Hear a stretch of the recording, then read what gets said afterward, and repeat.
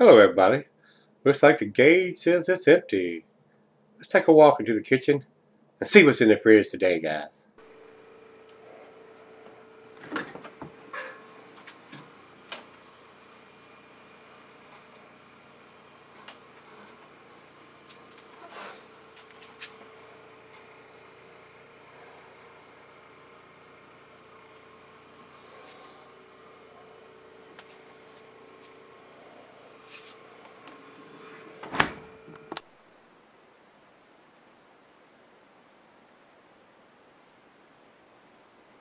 Hello, everybody. Thanks for stopping by Greg's Beer Reviews today.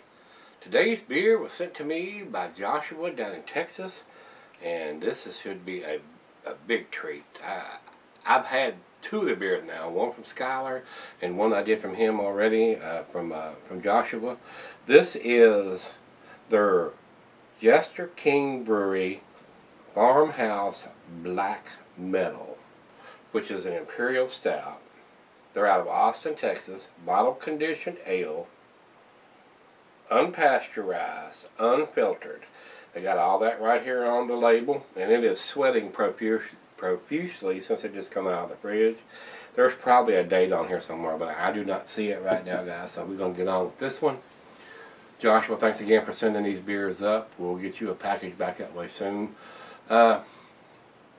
I have not had very many of these beers, like I said. I've only had two from them, and they've both been very tasty. So let's get on with this one. This is a Russian Imperial Stout, but it is a farmhouse version of this. So there should be some farmhouse funk going on with this Imperial Stout. So don't know if I've had a farmhouse Imperial Stout before. It doesn't ring any bells, so we'll see how this one goes. And this is the great big bottle. This is the 750 milliliter. This is the wine bottle size. So the other half is going to get a big glass of this too. So thanks again, Joshua, for sending this one up to me. The notice on this one, it says in English Imperial Stout. Well, English usually means lower ABV and not so big and bold on the flavor. And I don't know if I've actually had an English beer that was a farmhouse beer that I can recall. So we'll see where this goes. It says the Imperial Stout meets the Franco-Belgian farmhouse tradition in this dry, drinkable, pitch black in color with notes of chocolate, roasted, and black malts coupled with earthy, peppery, and floral farmhouse esters. Very interesting. So we're going to see how this goes. Never had this one before, guys. The glassware, the pint, Becker Stein, tumbler, mug, and snifter. I got the double glass for this beer, guys. Especially being 9.30 ABV.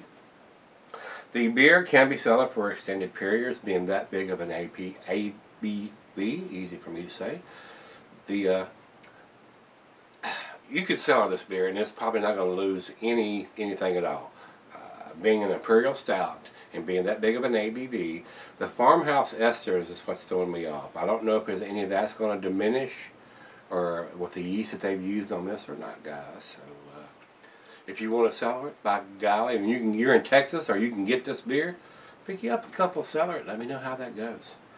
The food pairings for this beer is, since it's an Imperial Stout, it's got digestive and chocolate. But this is a big beer. It's going to go with your very stronger dishes or even after dinner. As an aperitif is what I think they call that. So guys, let's get on with this one. If you sell it if you want, we're not going to sell this one, so let's get the cap off this big bad boy. And these bigger bottles, sometimes it has, either their caps are just a little bit bigger than what the regular bottle size are. So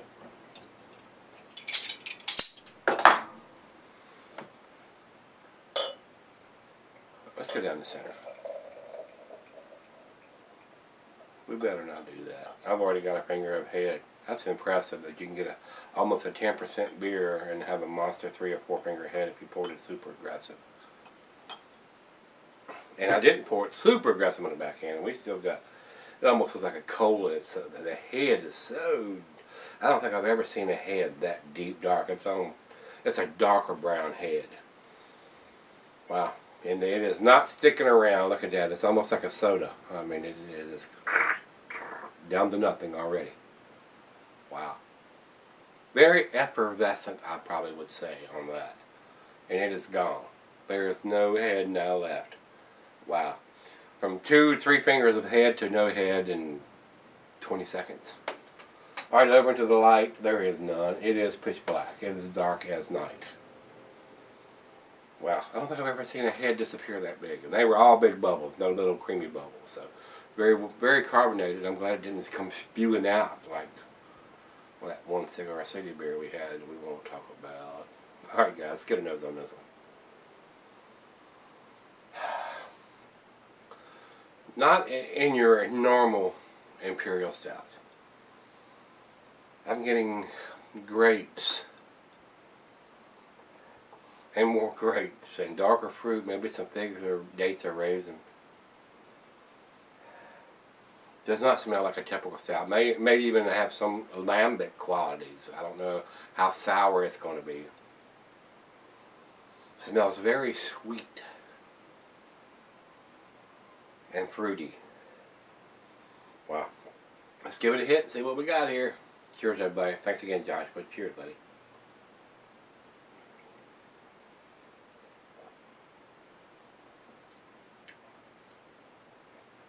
Definitely has some lambic sourish qualities to this beer, but it's not overtaking the Imperial Stout part.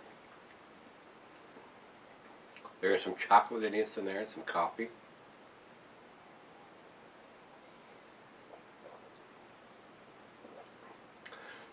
Definitely getting the sweet grapes in there though.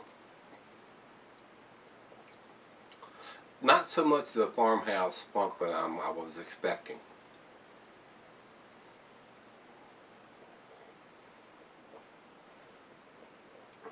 Very unique.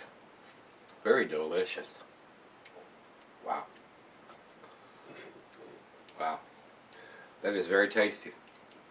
That is very, very tasty.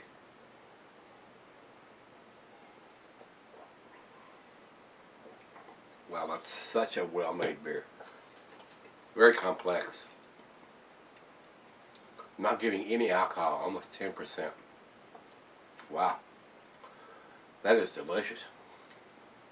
And as effervescent as it was, you get some ice cubes in that and it looks like a soda pop in the glass. But we're not going to do that. Guys, this is delicious. It's right out of the fridge, 40 degrees. It's only going to get better. So I'm going to sip on this and let the other half have a glass of this. And we'll be back when we do the final jug. Stick around. Alright guys, I'm back. Got just a little left. The other half loved this.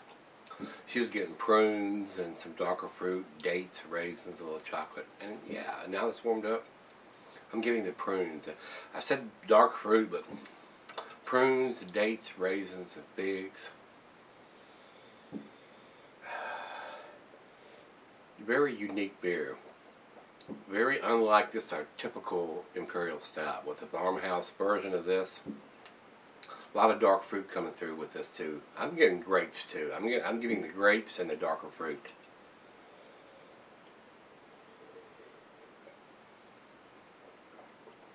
Wow.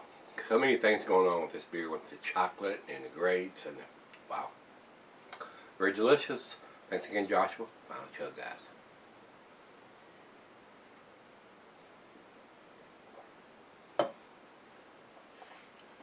Wow. Delish. Delicious, guys. I think this beer is definitely an A beer.